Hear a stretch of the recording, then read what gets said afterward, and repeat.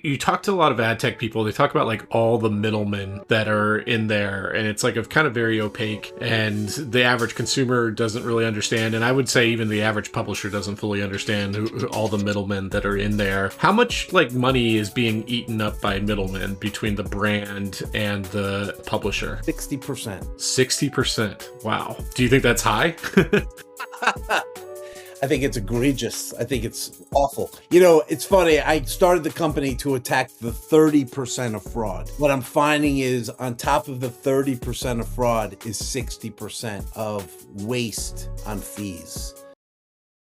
Hello, I'm Simon Owens, and this is The Business of Content, the show about how publishers create, distribute, and monetize their digital content. The TV advertising business has changed dramatically over the past 2 decades. What used to be a relationship-driven industry built around upfront presentations and manual negotiations has turned into a fast-moving, highly automated digital marketplace. As ad dollars have shifted to streaming, the system has become more complex, introducing new challenges like hidden fees and widespread ad fraud. Matt Wasserlauf, the founder of Blockboard and a longtime veteran of both traditional TV and digital video, has had a front row seat to that evolution. In a recent interview, he explained why ad fraud has ballooned into a 9-figure problem for the industry, how blockchain-based verification aims to ensure ads are actually reaching real humans, and why he believes as much as 90% of ad spend is lost to fraud and intermediary fees combined. If you want to listen to an audio version of this show, subscribe to The Business of Content wherever you get your podcasts.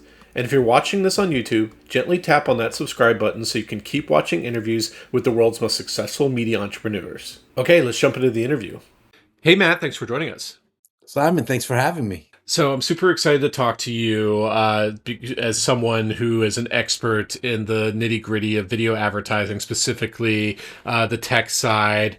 I know that your background in video goes all the way back to traditional broadcast and traditional TV to networks like CBS and Paramount in the 90s. I'd love to, before we start talking about like modern day TV advertising as it relates to like streaming and stuff like that, what was it like that when you're like, you know, selling ads for like Fresh Prince of Bel-Air or whatever? Was it really like a three martini lunch type of thing? Was it all hand-to-hand combat in terms of sales and stuff like that? It really was. And I missed it very much. But, I don't know that I had many 3 martini lunches, but I will tell you, going to Las Vegas at the NatB convention with the Friends cast was off the charts, and hanging out with them. When I went to CBS, I launched Survivor 50 seasons ago. That's why I got hardly any hair left. But it was so much fun running around Manhattan with Mark Burnett, the executive producer, who created the show. So, yeah, it was just a heady time, fun. Television obviously has changed so much since then, but those were great, great years. In terms of pricing, it was all just based on the rate card and negotiations. Like there was no real-time marketplace or anything like that for buying ads. Yeah, that's a good call, Simon. I mean, programmatic has changed everything. But yeah, back in those days, a rate card was actually a rate card. It was a hard copy. So those were much different times. And then obviously this still happens, but there was like the news fronts and there were all these like annual gatherings of advertisers, and the broadcasters would show their slate of TV shows. And again, that still happens, but would you say that back then that was much more important in terms of like buying advertising was like these grand presentations about this is what what's coming to CBS this fall, this new sitcom or whatever? It was so important. I mean, those tentpole events really set the market. And so everyone was there, and they booked the Carnegie Halls and the Lincoln Centers. I mean, they really did it up because that's where they made their money. It was once a year. I mean, listen, those were long, protracted negotiations, but those events set the tone and set the market. And they rolled out all the stars. They came out, glammed up on stage, and money moved. It was in the tens of millions of dollars, tens of billions of dollars. So yeah, it was a different time, and those were exciting times. I'm glad I had the opportunity to be a part of that. Yeah, so you're back doing you run this company called Blockboard. It does TV advertising. We're going to talk about that in a moment. But you also transitioned to digital fairly early. Like you worked at a number of different kind of like digital media startups, and you really saw like the transition over the past 25 years to where we are today. What were some of those like 2000s era like video projects that you were working on? Yeah, they were so much fun. So I actually started the first online video network called Broadband Enterprises, BBE, 2004. And I actually created the first online video upfront in 2007. So we booked the Nokia Theater, which is in Times Square. It's actually in the Paramount building, and we brought our stars. They were no names, created shorts, little shows that were fun, and we got big advertisers involved. My first show, called Cube Fabulous, was sort of a knockoff of the Home Makeover series on ABC. And we just, instead of making over homes, we made over office cubes and office cubicles. And it was so much fun to do. And it really did set the market. I mean, there wasn't that much money in online video in the aughts, but whatever money there was, we created a new market, and it was so much fun. So much Where fun. did this video live that you were selling advertising against? Yeah, I mean, back then there weren't that many video sites. So what we did is we took our shorts, which were 3 to 5 minutes, and we syndicated them onto those sites that lived at that time. I mean, I remember Windows Media was the early Microsoft video player. They would take a syndicated clip and put it on their Windows Media Player, and we would, count the amount of impressions that we drove off of Windows Media. And we did that on the Real Player and on some of we got like lots of local television stations to put it on there. We didn't get a lot of scale on those stations, but we found places to syndicate it, and we created a whole new model. When did programmatic video advertising enter the market where like there was some kind of real-time bidding and matching of the user to the advertiser? Because back in like 2007, 2008, was it still kind of you were manually inserting these things in and it was less nuanced there, or was there programmatic all the way back then? No, programmatic was just starting to take hold in the late aughts, and the tens is really when they made meaningful moves. So we were pretty much all manual through those years. Programmatic took hold in late, like I said, the late aughts, early 2010s, and everything really changed fast. So what I mean by that is, the amount of money that moved into the market went dramatically higher. Trade Desk was then really a leader very early on, but there were other ones. Tube Mogul, I remember, was big in those years. And so we saw the amount of money move fast, but we also saw a lot of misfires like bots and made for advertising sites move fast. So that's how I remember those early years. But it really spooled the amount of money that came into online video advertising. Yeah, and like even though in the 2010s streaming ramped up, most of those early streamers were not advertising supported. Netflix wasn't advertising supported. Hulu was, but Disney Plus, when it first launched, wasn't advertising supported. HBO Right. Max, Apple TV. It's really only within like the last like 5 years that connected Right. TV average. And Hulu obviously had a huge advertising business, but it's only within the last few years that Hulu became a major player on connected TV. So this is really like a market that's only ramped up big time in the last few years. So you founded Blockboard. So what I think it was 2019, so right before the pandemic. Walk me through the founding of that company and like what problem you were initially trying to solve for. In addition to seeing the growth of the industry, I saw the growth of the bots. And before anyone quantified how much money there was in bots, I knew it was huge. And I really was never comfortable with this. I saw it from the earliest days. And when I saw that problem really emerge and swell through the programmatic years, I said, I have to do something about it. And that's when I started Blockboard.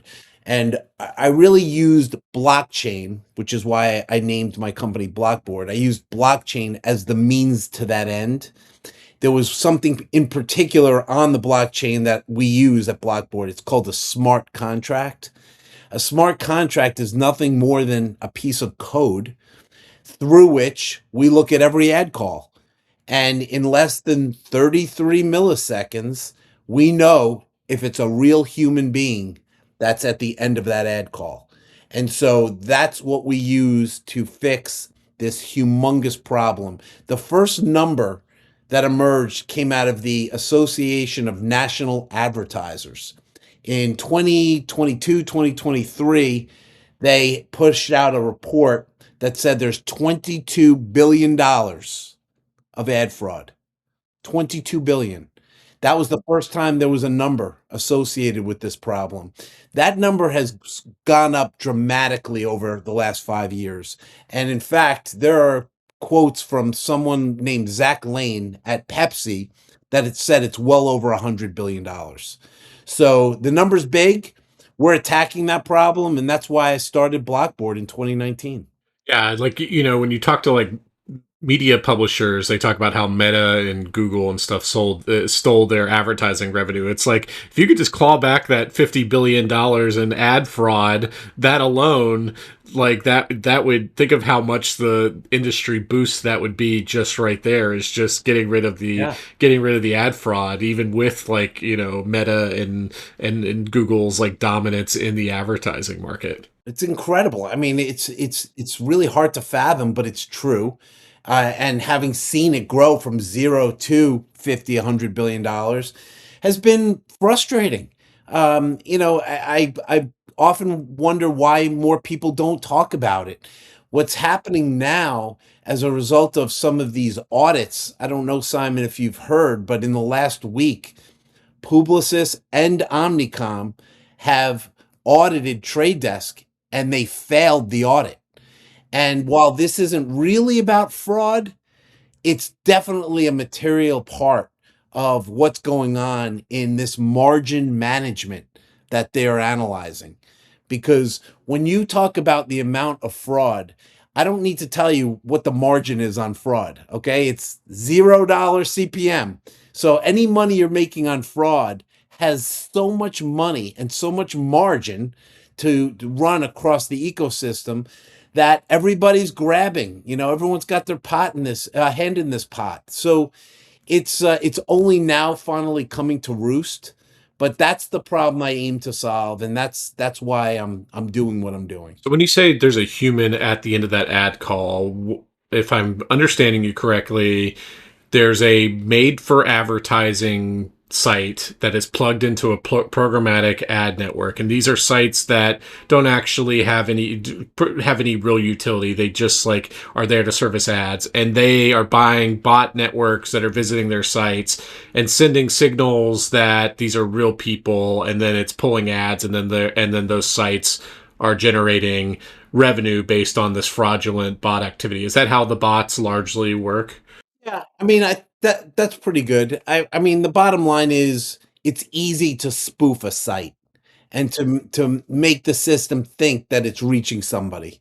So that's what they're doing, and they're infiltrating from so many hops or so many openings in the system. I mean, there's so many ways, so many platforms connected to the programmatic ecosystem that it's easy for these infiltrators to, mock the system and pull those CPM, pull those impressions out. So that's what they do. And AI is honestly, it's made it a lot easier now because everything's automated and there's no checks in the system. So that's why we have the problem. That's why it's as big as it is right now. So for connected TVs, I always assumed that the bot problem was much smaller because it's not as easy. Like most of this bot activity is happening in browsers, not necessarily TVs. Am I wrong in that assumption? Yes. Yes, yes. And quite frankly, that's why the problem has not gotten as much attention as it deserves. Because everybody said, "Ah, it's Netflix, so it's clean. It's all, Netflix. It's such a premium provider." And that's nothing could be further from the truth because it's still a digital system that trades on an exchange. Okay. And even if you buy Netflix, you're putting your money on a platform. Okay. Whether it's Netflix's own platform or not, it's still a digital platform that has apertures where the bad actors can infiltrate. There's always an ad server. So that ad server is connected to Netflix and you can infiltrate through the ad server. There's always data that's being inserted into these platforms. That's more opening. So there's so many ways that the bad actors can infiltrate the system, but ultimately it's all traded digitally and very much automated. What incentive do the bot networks have to go on Netflix? Because if even if they drum up a bunch of fake engagement, that money is just going to Netflix. That's not going to the bot network that's doing the fraud. No, no, no, no, no. In fact, it's the publishers that are losing the most. Ultimately, the advertisers are paying for it, so it's coming out of their budget. But the publishers are at the end of the stream, so it's oftentimes money that's being taken from them. It's the bad actors are making it look like Netflix, They're and spoofing it's pulling Netflix. the money away from Netflix. They're spoofing Netflix in some way. Correct. Yeah. Okay. And so you found this So company in 2019. Who was your client? Like whenever I talk to these, like I had the guy from Adstra on, I had the guy from Tatari TV. I'm always like, because there's so many middlemen, and I'm like, is the publisher the client? right. Is the brand the client? Like where does this tech company sit between those two, and how does it make money? So I'd love to hear your perspective on that. Yeah, I mean, we've had to sell our offering for the most part to the client, meaning proactive skincare. Proactive skincare will often hire an agency, and they do in our case. And so we will work with the agency.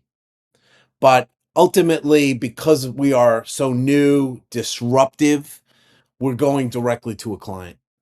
And is Blockboard, or sorry, is the agency, are they logging into some kind of Blockboard interface, or Yes. is Blockboard like connecting to whatever piece of tech that they're using to buy the media or something like that?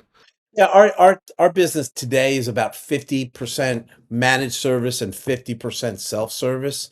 So the 50% managed service, we're doing the work on our platform, but we have a very fast growing part of our business called self-service, which is, by the way, AI driven, where our clients are going in and buying the media. So yes, we work in both ways. So I can use the Blockboard dashboard to buy media on Netflix, YouTube, or maybe not YouTube, but Paramount and all these other sites. Like it's an ad buying platform that also has verification built in. That's exactly what we are. That's exactly. And do you take like a cut of the ad spend, Yeah. or do you have like a straight SaaS fee or whatever? Straight SaaS fee. One of the things that we're highlighting in every meeting I go in is there's one flat SaaS fee and there's no fees on top of that. So, call it 15%. That's it. A lot of these, we compete against a lot of these demand side platforms, DSPs, that the fees have gotten astronomical, out of control.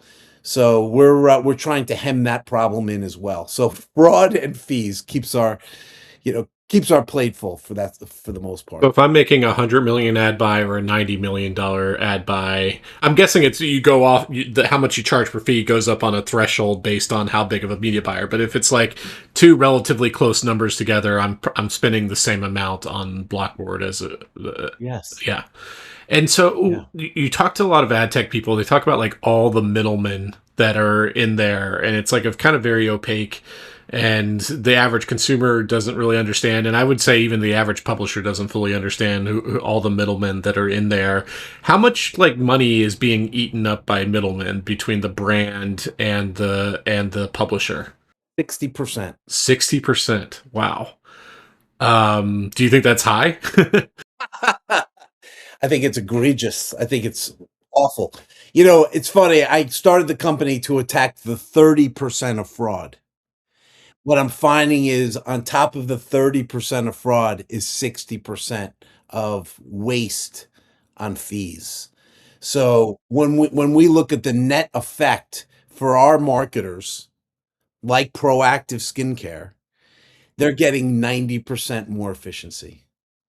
30% fraud, 60% fees. And so obviously like with broadcast specifically, there's like various different ways that that people are receiving this content. They could be getting through HBO Max, or they can go at just like, CNN on their cable box.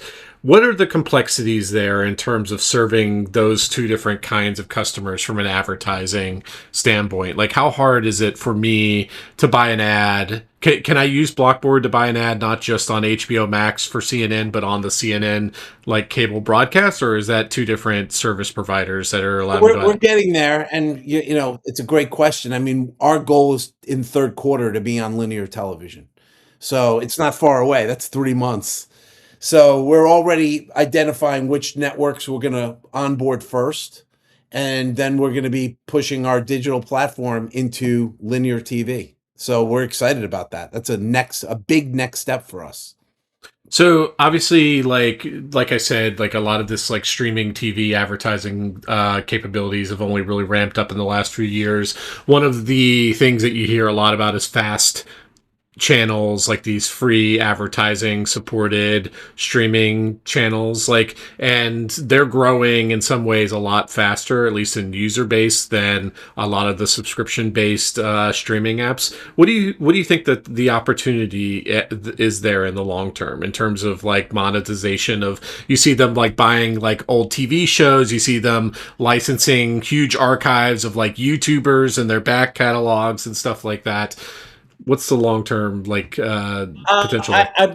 I agree. Short term, it's an exciting opportunity. They've kind of taken advantage of the fact that streaming fees have gone up astronomically. I mean, it's getting to the point of the tolerance is being tested for how many streaming apps you're going to buy and subscribe to. So they've taken advantage of that here in the short term. So they've grown quite a bit. I think they're going to be challenged long term because more and more of the leading streamers are going to lock in the best content, and ultimately they're going to once it settles, the dust settles, they're going to start taking on a lot of that other content that is going to and they're probably going to bring their prices down. So I see short term, they've certainly won in a lot of regards. Some of them have already been consolidated, like Tubi and Pluto, for instance. But long term, I think they're going to be challenged as this consolidates. One thing I'm noticing in my coverage of it is they all have the same exact libraries because they're not like paying any kind of like upfront licensing fee. So a lot of like content providers are just like, sure, you can run my content and give me a share of the revenue. So like there's like not a lot of differentiation between the two. And I think like even Netflix and some others are signing a lot of like more non-exclusive deals. So they all have kind of like the same inventory, which seems like you said, in the short term, they're getting a lot of users, but like at some point, like they're all going to kind of level off, I feel like, and kind of plateau. Yeah, I mean, just an insider view, since I see the relative fraud levels across all these platforms. Fast channels tend to have very, very high fraud. In some cases 70-80%.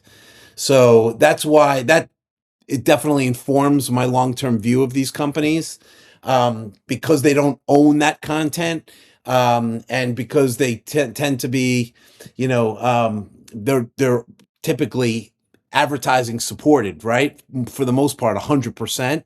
So they're taking all form all ads, and oftentimes the bad actors are infiltrating these systems and sifting away a lot of that money. So my outlook for those fast channels is very dim.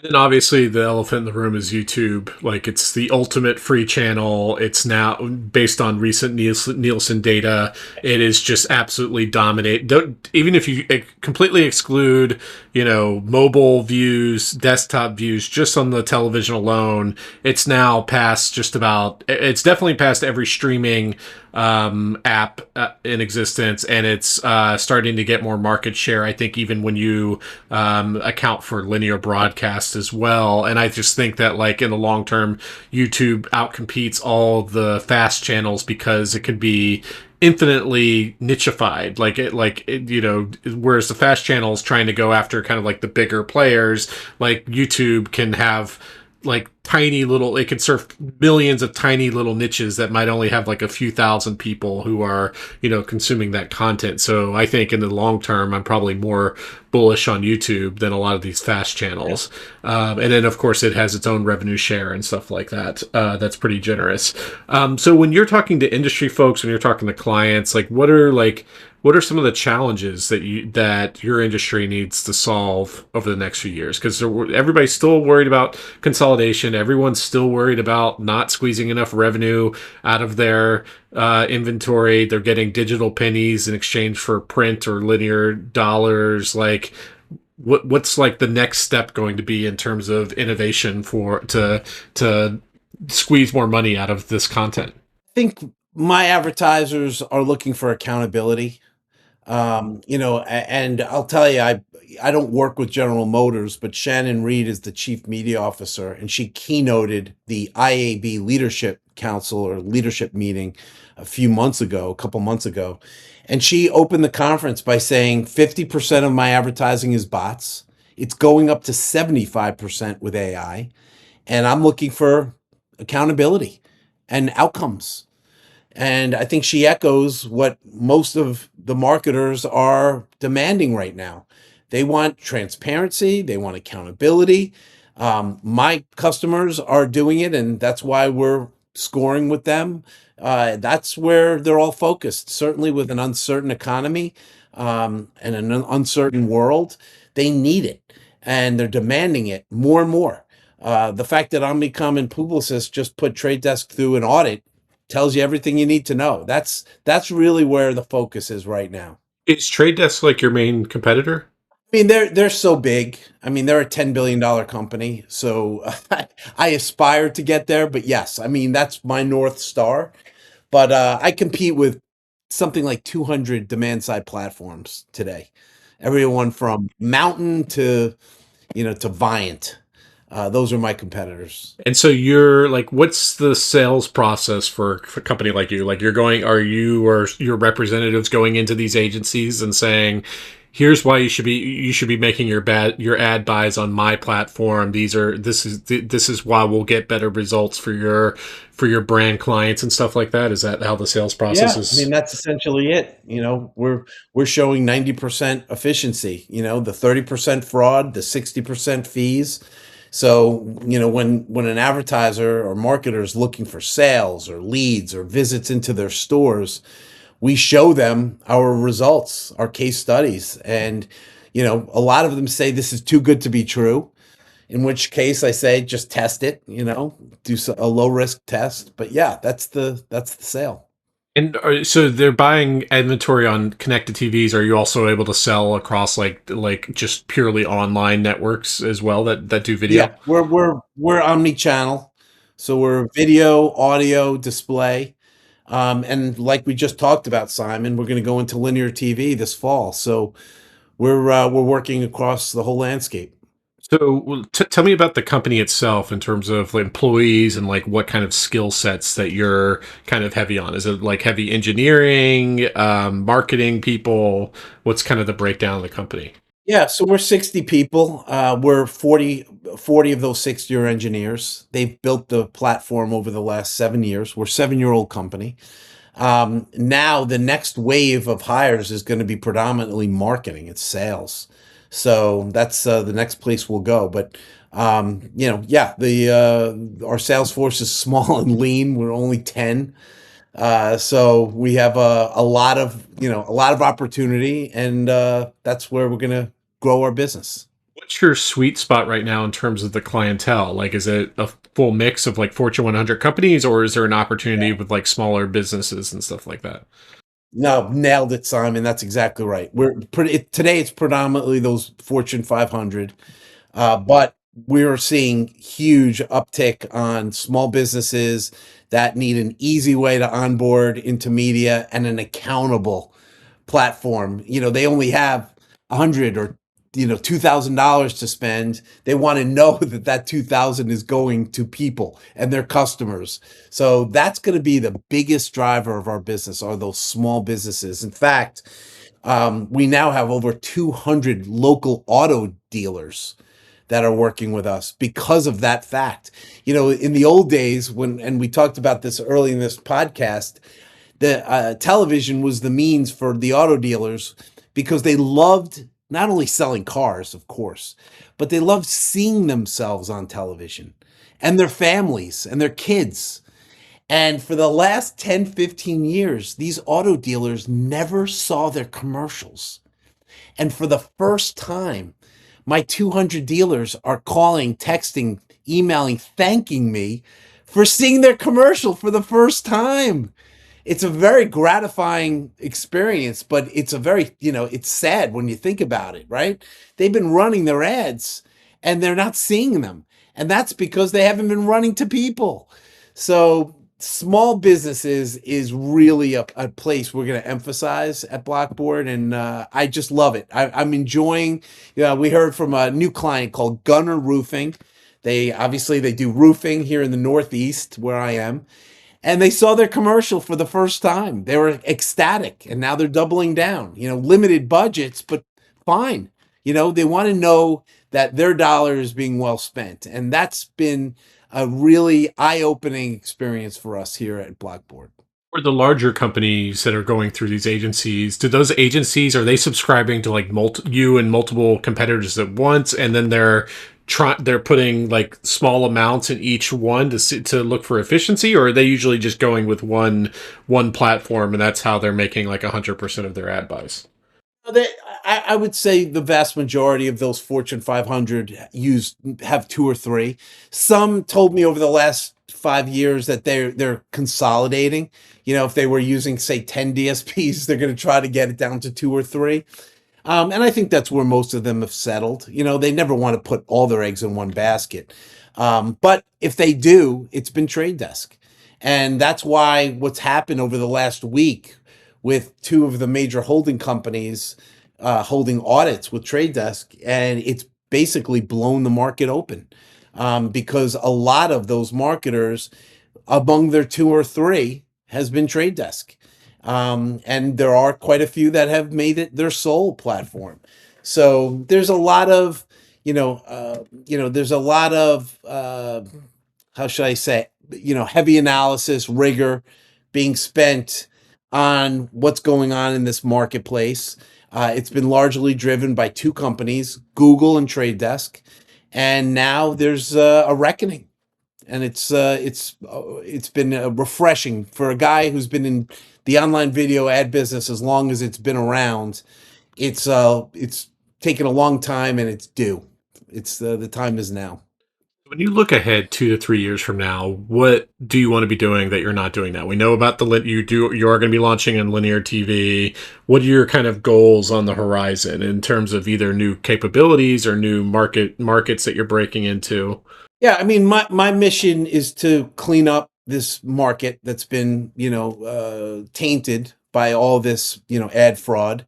That's my mission. We're well along. I'm a baseball guy, so I'll say we're probably in the early innings, probably second inning now. So there's a lot of a lot of this game is going to be played over the next few years. We're making it safe. We're making it exciting. We're kind of making it what CTV is really meant to be. It's an exciting platform. It's all digital, so you could see it ought to be much more transparent than it is. And the fact that it combines sight, sound, and motion with direct response is incredible. And so I'm looking forward to seeing that potential realized over the next few years. Hey, Matt, those were all the questions I have for you. Where can people find you online? I have a LinkedIn profile, so Matt Wasserlauf on LinkedIn, and Blockboard. We actually are at myblockboard.com. So thank you for asking. Haven't been able to secure the blockboard.com. So we are myblockboard.com, and we're available there. So 24/7. Awesome. Well, this is a lot of fun. Thanks for joining me. Simon, thanks for having me. This was great.